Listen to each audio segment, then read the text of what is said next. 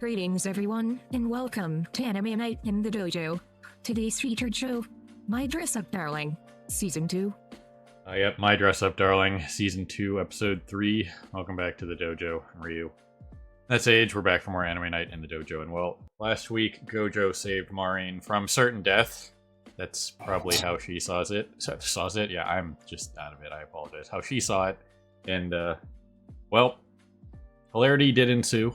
They also met Amane, and well, we got left on another classic cliffhanger, which I don't know if that's going to be the thing for this season, if they're just going to leave us in the middle of scenes and be like, and we'll see you next week kind of deal. But the first two episodes have been basically that, with the whole Noah asking them if they're dating, and then the episode ends, and then the whole thing with last week with Maureen freaking out about boobs. So, yeah. That could be where we're at all season, for all we know. We'll just have to see. But we got to get this in so I can do this for the next show and just go full Naofumi resting bitch face. So this isn't the right order of things, how things should go. You should probably watch the thing that you're not excited about doing first, but that's not the order of the shows that we're doing. So it's a real bummer. Not much I can do about it. So, either way, I'm ready for the madness. I got nothing else going into this one, really. It's just the slice of life stuff, so we don't really have to worry about an overarching story or anything really too much for this. And I know the entirety of the source material, so I can't theorize on anything outside of what they might do for anime original stuff, which it seems like we talked about that already, where they're just kind of adding more to the cosplay backstories on like the source material that they're drawing from in universe, like the shows or whatever. So that's probably going to be plus a few random like minor character interactions, like the photographer check. Yeah, like stuff like that. So anyway, let's go ahead, push some buttons, and see what's up with this week. So people on Patreon, we'll get the timer set up for you here in a second, and people still on YouTube, we will see you on the other side of the edit, as usual, for the discussion and review. So here goes some. Well, alrighty then. Yes, you can in fact equip boobs and then fondle them on your guy friends. There's your problem solver, right? You got to give props to Gojo for this entire episode and sequence, for all the random nonsense had to go through, all the ups and downs, all the emotions, all that stuff, and the trauma bonding that he had with Amane. They basically went through the same thing, except Gojo went through it when he was 5, and Amane went through it when he was like probably earlier this year, so at least when he was 19. Like he said, first year of college, that girl asked him out and gave the atypical. Well, it's not an atypical response. It's just kind of like a, okay, so he cosplays, so what? But we'll get to that in a minute. But this whole thing here was once again them using like the like more uncanny valley backgrounds, which we talked about this. It's just kind of like an interesting take that they do it this way. I'm sure there might be like a production value reason. Maybe it saves them some time or something doing it like this. I'm not entirely sure.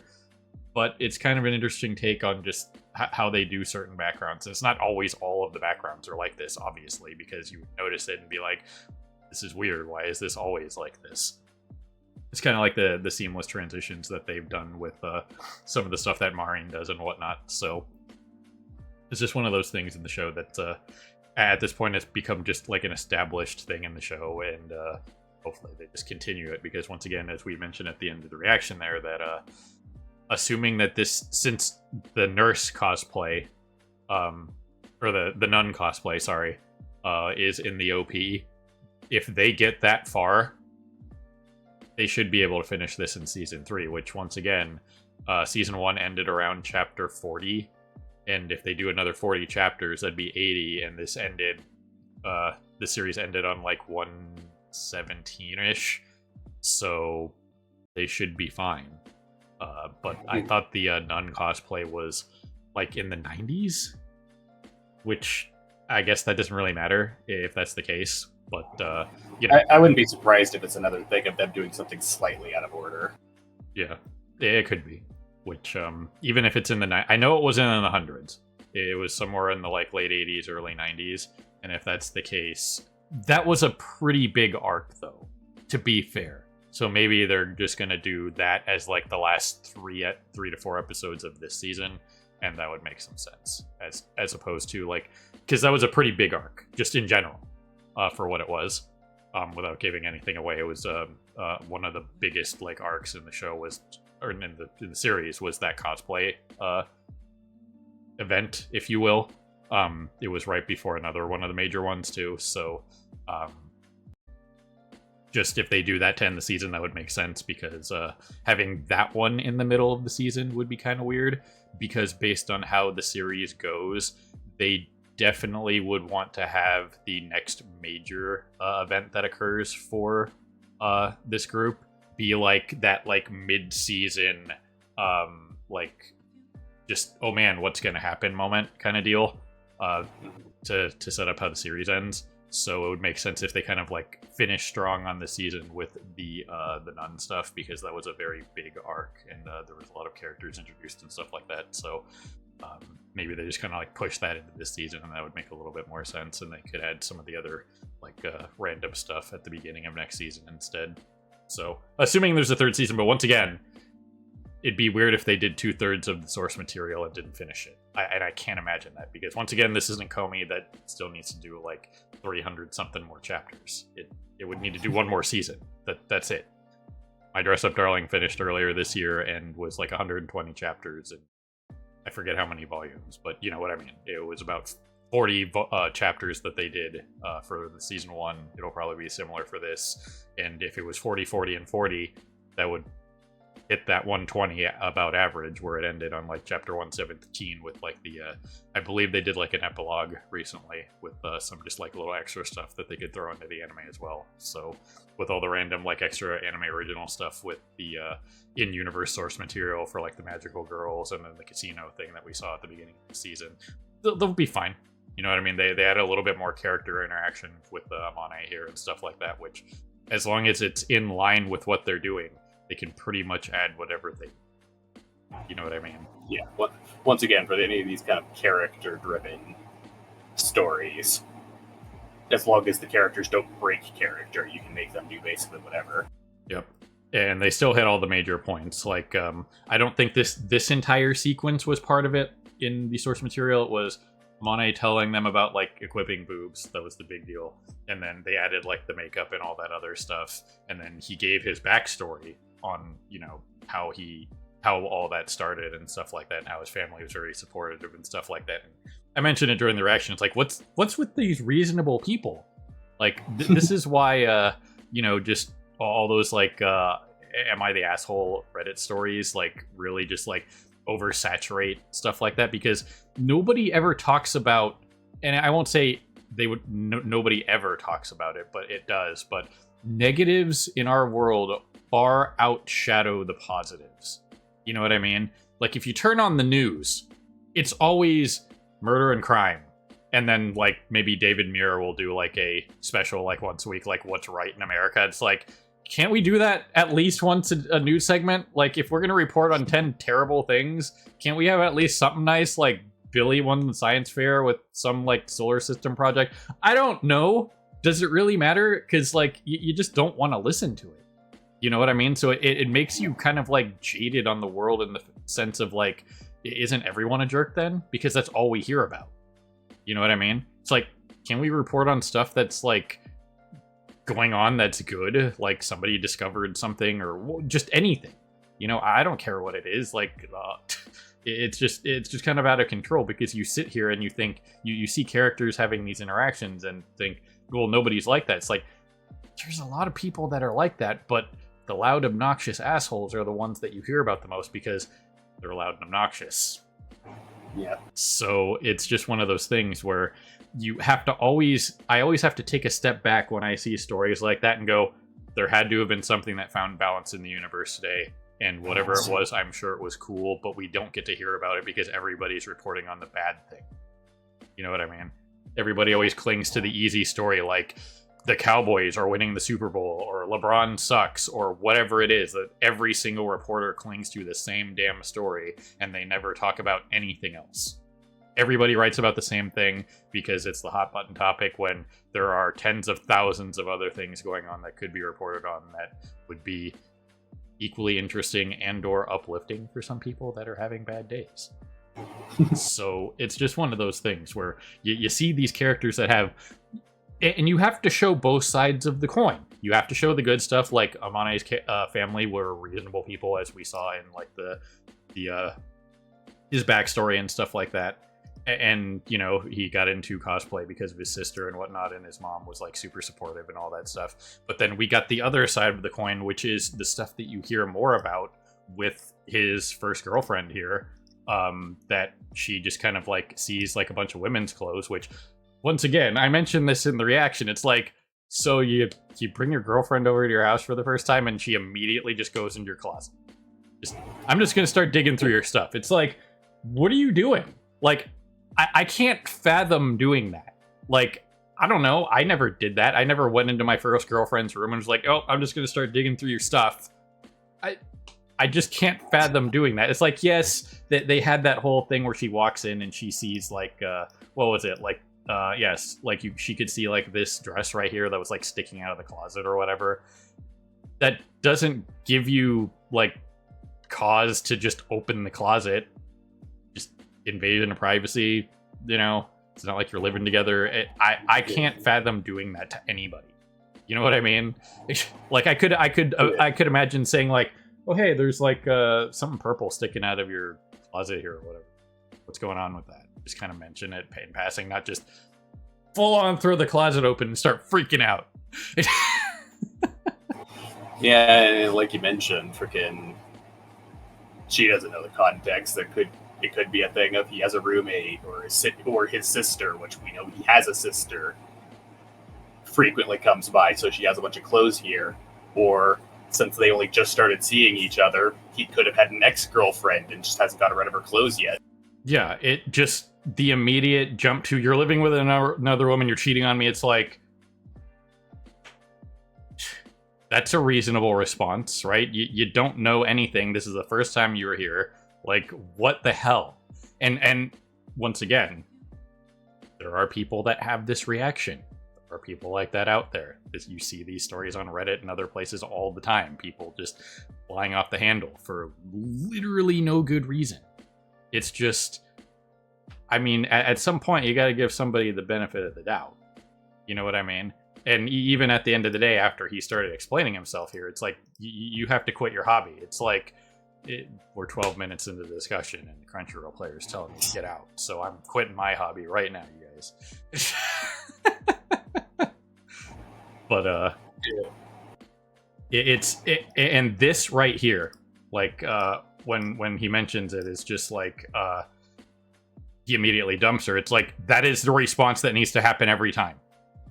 Do not let anybody dictate what you do with your time. You do not need to change yourself to be with somebody like that can't accept you as you are. It's freaking ridiculous. I see it all the time, and I look at some of these people, I'm just like, why are you still with him? Or why are you still with her? I don't understand why you're doing this to yourself.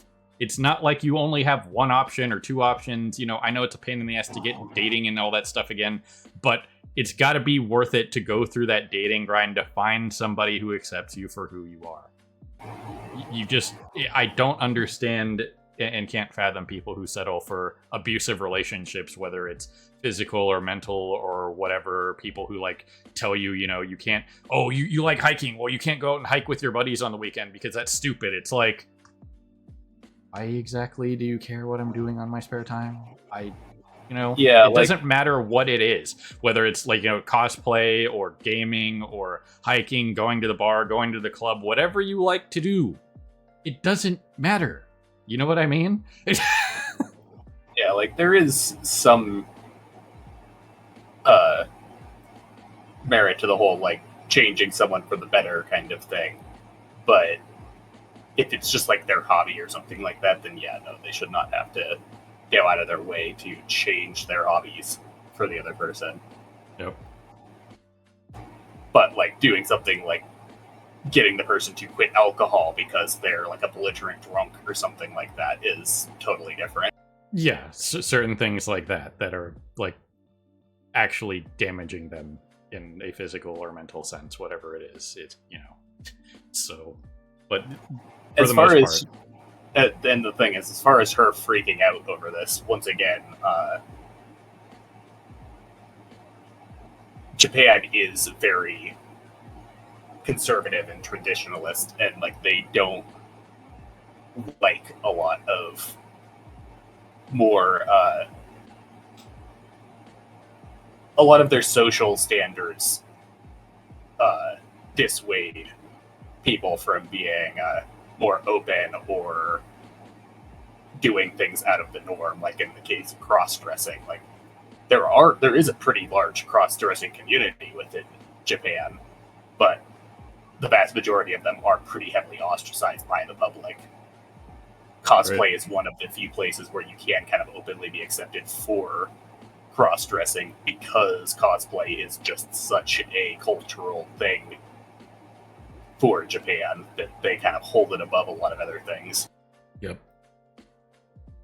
But either way, the premise of that whole argument still remains. It's just, you know, don't change yourself for somebody else unless it's something like, you know, super major. You know what I mean? Like Age mentioned, like you have like a serious problem and somebody's trying to help you with it, you know, give them a chance. But if it's just like a random hobby, like, you know, one of our buddies paints Warhammer figurines, stuff like that, whatever. If it's just like a regular hobby or whatever, it's not like self-destructive or hurting anybody else, then it really shouldn't affect your relationship in a negative way. If the other person can't accept that you like to do this thing, then get out. You know what I mean? It's just not worth it. You shouldn't give up the things you enjoy doing just to appease somebody who is obviously trying to force you into some random mold. You know what I mean? So it's nice that these kind of shows do touch on stuff like that, and when a character like this just flat out, you know, just says, yeah, I just dumped her. It's like, yeah, that is the correct response. You know what I mean? It's just it's not always touched on, and it's nice when it's brought to light. Like, yeah, you're just supposed to move on from that person. You don't stick around for literally no reason. It's literally not worth it. But again, we're gonna see this every once in a while, where Gojo gets like that trauma bonding because he kind of went through like the same thing when he was a kid. But again, he didn't really have that. It's different, obviously, than when you're a 20-year-old and you're an adult at that point, and you know, if you're stable and whatever, and you can just be like, yeah, I just dumped her, it was whatever, versus Gojo being a 5-year-old kid and, you know, one of his only friends just saying you're weird and just kind of like gives you that childhood trauma and you kind of never get over it. That's different. Yeah, it's the same kind of situation, but it's the same kind of thing that happened, but in a very different situation. For him, it was a case of, yeah, he's already an adult, and he's already had like a lot of positive affirmation as to what he does with like his family and his own experience with it, and he's just largely came to terms with the whole situation already. And so like, yeah, it does bother him, but he's still capable of moving past it. Whereas for Gojo was a kid, it was his only friend, and then he immediately went into self-isolation afterwards and only had interactions with his grandpa. So he had any sort of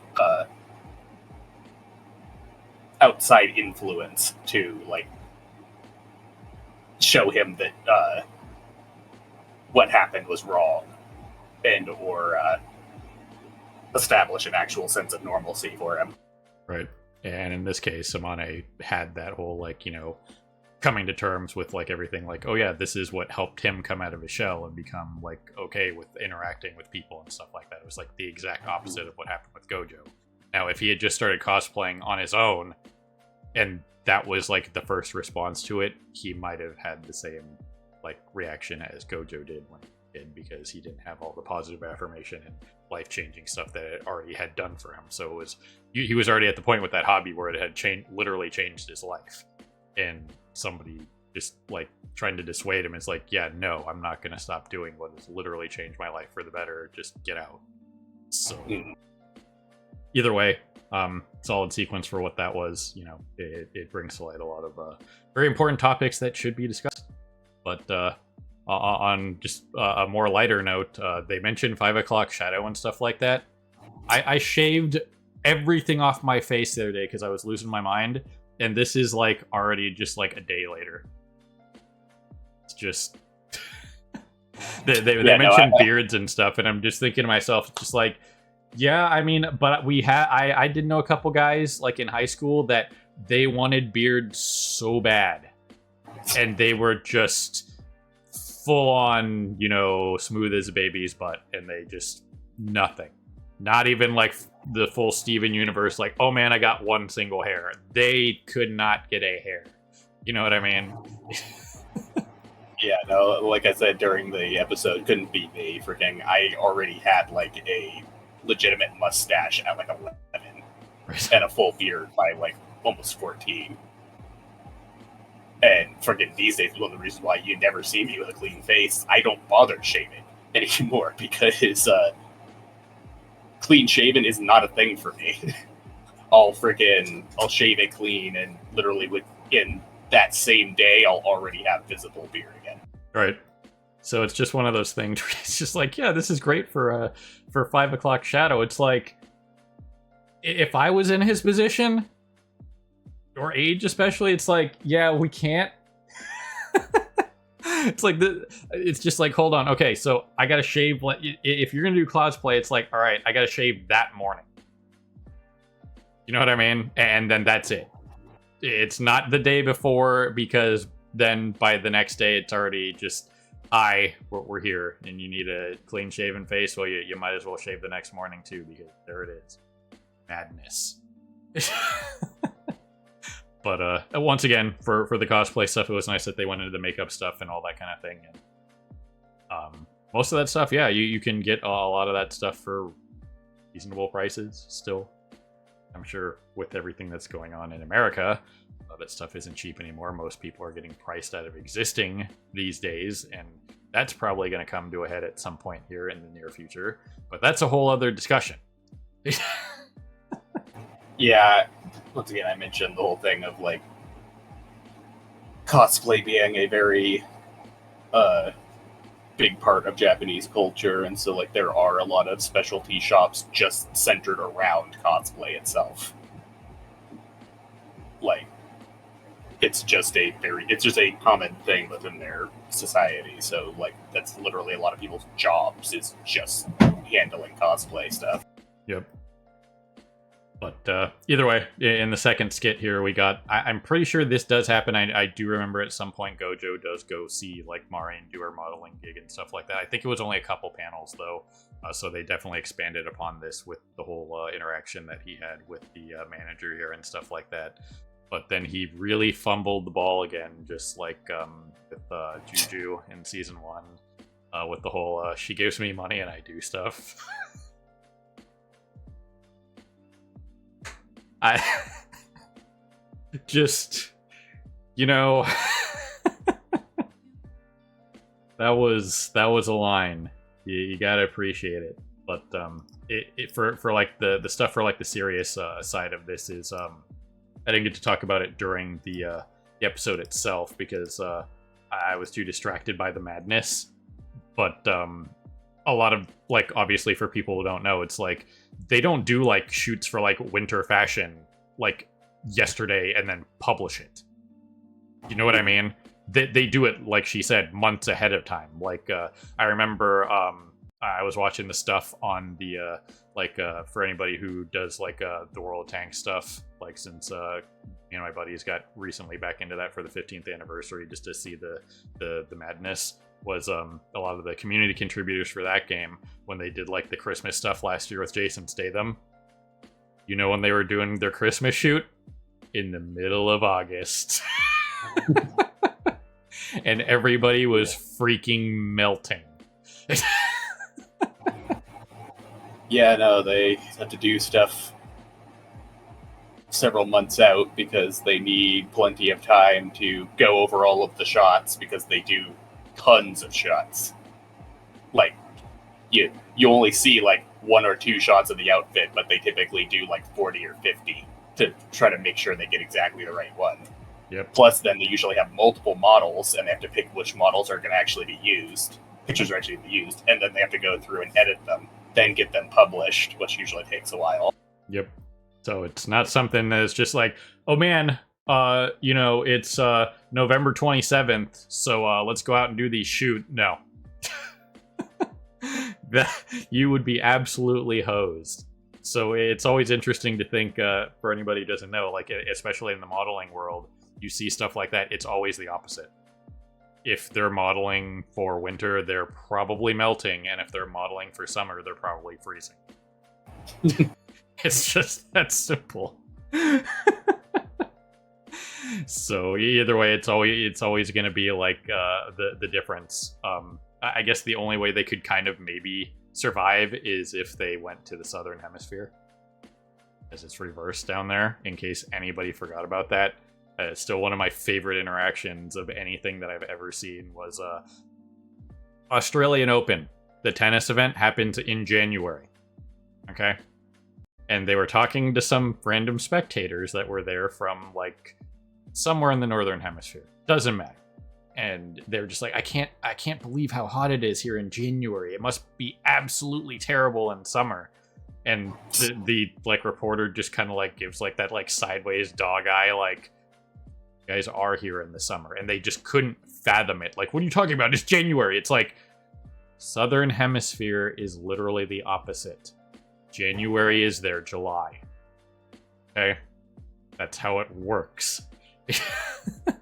Because of the freaking Earth's, axis is like this. If it was straight flat, then it would be different. Then we'd be in a weird spot, if you think about it. If you want to go into the science of it. If the Earth was like this, it'd be way different. But the Earth is more like this. So the hemispheres function differently and we get the seasons. But yes, if it's January and you're in Australia, it is the summer. Okay? So it's just one of those things where I'm never going to forget that one. It's like, yep, just didn't pay attention in 4th grade, did you? But I digress. Another hilarious sequence for Gojo there. And yes, they were celebrating a birthday. Very important birthday. Once again, I'm pretty sure this was in like one or 2 panels in the source material, but they really went the extra mile with the last bit of this skit here, so you gotta appreciate that. Ugh. But anyway, another solid episode for what it was, and if the next episode title means anything, then probably in for another Gojo freakout. So, that's all I got for this one.